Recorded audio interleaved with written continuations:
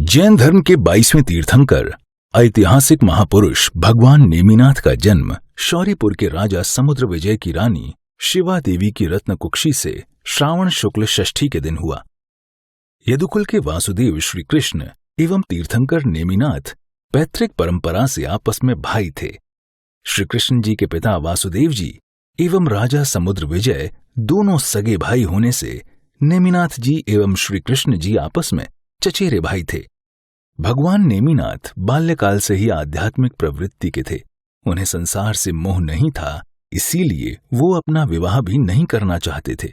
परंतु श्री कृष्ण के बहुत अनुरोध करने पर नेमि कुमार ने पारिवारिक जनों को विवाह की अनुमति दे दी और राजा उग्रसेन की गुणवती कन्या राजमती से उनके विवाह की बात पक्की हो गई। फिर क्या, विवाह की धूमधाम से तैयारियां होने लगी और अंततः वो दिन भी आया जब नेमि कुमार श्री कृष्ण, बलदेव आदि बारातियों के साथ साथ हाथी पर सवार होकर विवाह के लिए राजा उग्रसेन के द्वार पर पहुंचे। बाजे बज रहे थे, शंख ध्वनि हो रही थी, मंगल गीत गाए जा रहे थे और जय जय शब्दों का नाद सुनाई दे रहा था। धीरे धीरे बारात के साथ नेमि कुमार विवाह मंडप के नजदीक पहुंचे। जैसे ही राजमती ने दूर से नेमिनाथ को देखा तो दूर से ही उनके सुंदर रूप को देखकर राजमती के हर्ष का पारावार न रहा। परंतु विवाह के इस कोलाहल के बीच अचानक नेमि कुमार के कानों में निरीह पशुओं का करुण क्रंदन सुनाई पड़ा। नेमि कुमार ने इस विषय में अपने सारथी से पूछा, सारथी, ये पशुओं की वेदनापूर्ण आवाज कहां से आ रही है? महाराज, आपके विवाह की खुशी में बाराती लोगों को मांस खिलाने के लिए जिन पशुओं की बलि दी जाएगी, ये आवाज बाड़े में बंद उन्हीं पशुओं की है। इन निरपराध प्राणियों को मारकर खाने में कौन सा सुख है? नहीं नहीं, मैं इन मूक पशुओं की बलि कदापि नहीं होने दूंगा। यह सोचकर उनके हृदय कपाट खुल गए। उन्हें इस भयावह दृश्य को देख संसार से विरक्ति हो गई और उन्होंने अपने सारथी से कहकर सभी पशुओं को उसी समय मुक्त करा दिया। और इस प्रकार मुक्ति के पथिक ने स्वयं की मुक्ति से पूर्व उन मूक पशुओं को मुक्त करवाकर अपना संदेश स्पष्ट कर दिया और वो उसी समय अपने हाथी को लौटाकर बिना विवाह किए अपने घर की ओर लौट गए। घर पहुंचकर उन्होंने अपने माता पिता की आज्ञा से दीक्षा ले ली और साधु बनकर रैवतक पर्वत गिरनार जूनागढ़ पर वे तप करने लगे।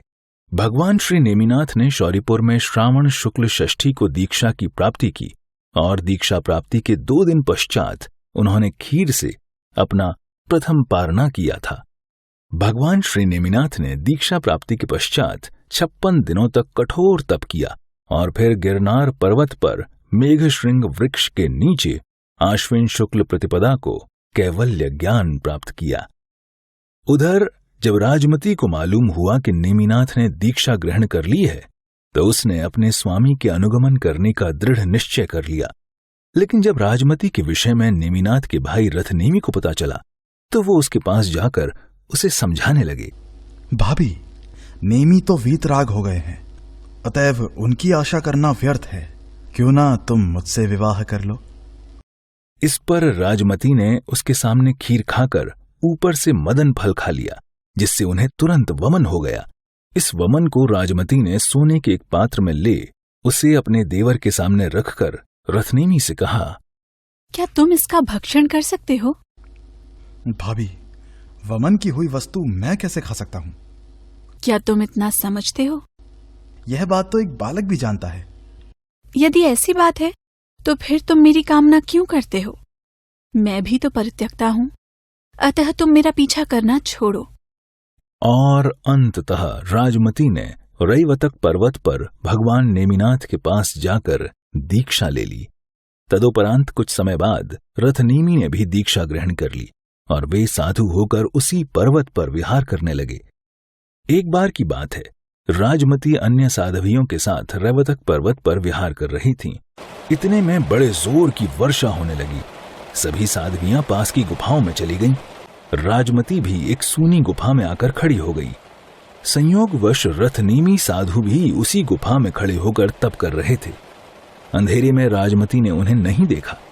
वह वर्षा से भीगे हुए वस्त्र उतार कर सुखाने लगी। राजमती को इस अवस्था में देखकर रथनेमी के हृदय में फिर से खलबली मच गई।